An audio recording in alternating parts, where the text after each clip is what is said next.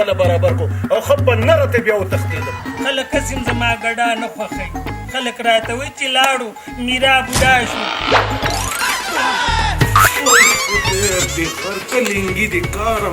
داسې خیرماره خو ما په ړومبي ځل ولیده. سترګې هم تورې کړي دي، شونډې هم سرې کړي دي. نن سبا چې سترګې نه تورې کړي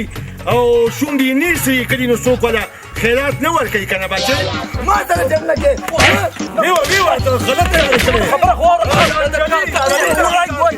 ودرېږه چېرته غلی چېرته غلی چېرته څه له ځان ښې هم ستا په وینا باندې خویدار څوک ولې ما ته بده نه ده څو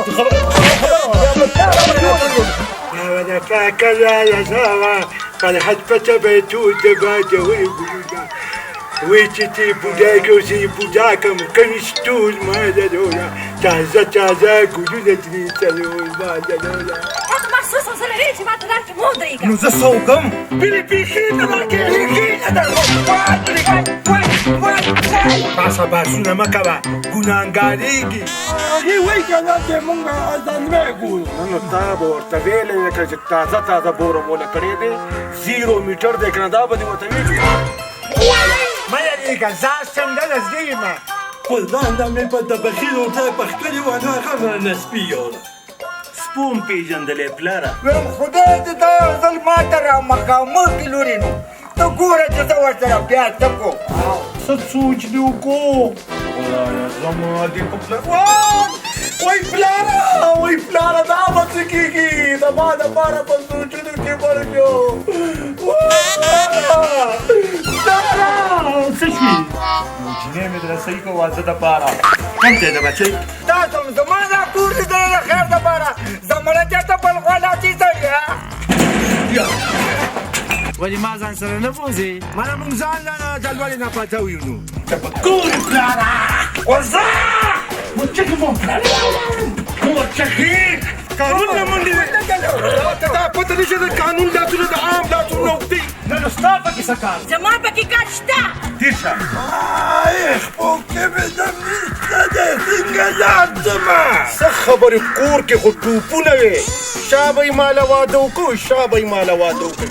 راځه چې یمه جوړه کو جونګړه په ځنګل کې راځه راځه پرېږده باندې وپرېږده ځنګل پرېږده په ځنګل کې جونګله باندې جوړه کړو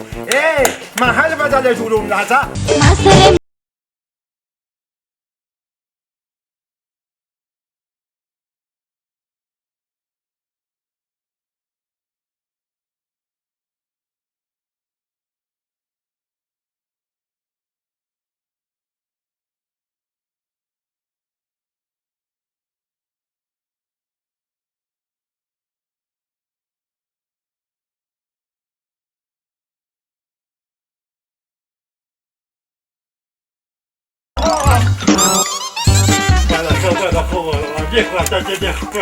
بس دا چمچګیرت به نه کوې پلاره ویم دا جیبه څلورم ګیر لګوه چې ځان نسو یم ته څلورم ګیر لګیا ځان ته یم ریوس ګیر لګوم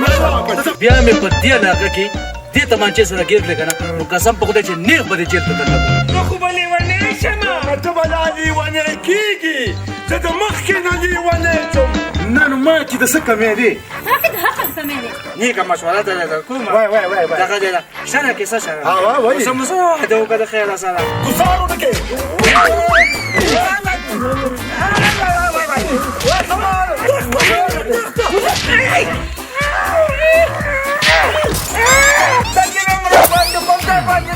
دا دیګه دې چاله ورته دا نه پرېږده ورته نور په در باندې دا خوله وامه ما سره نږدې